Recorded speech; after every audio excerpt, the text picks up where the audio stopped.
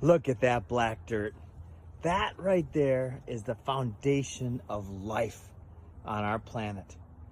And to think for how many decades we've been destroying and poisoning and mining our soil without thinking of regeneration. Folks, the solutions to the world's biggest problems are right here in our backyards. Instead of grass, we got to start doing edible landscapes.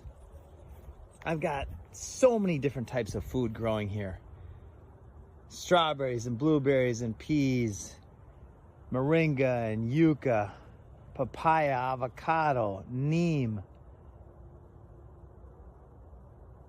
some cactus, edible cactus, some ashitaba, some longevity spinach, some elderberry,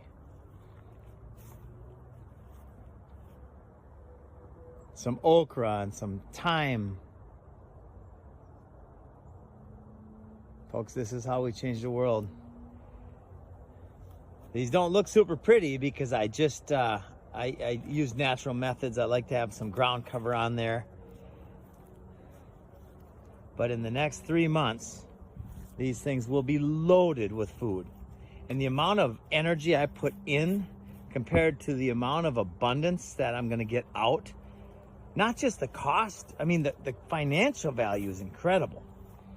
But the global value, the health benefits, the freedom, this is it, my friends.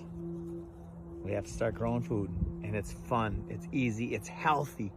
If you could do something for a half an hour, 15 minutes to a half an hour every 3 days, that would bring you this much value and health on every level, would you do it?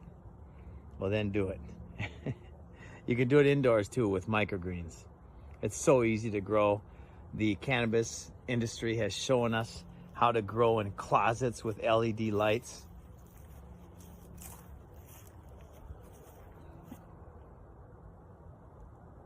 I can't wait to show you this in 45 to 60 days. It's gonna be just loaded. We just did a huge harvest of turmeric out of this bed here.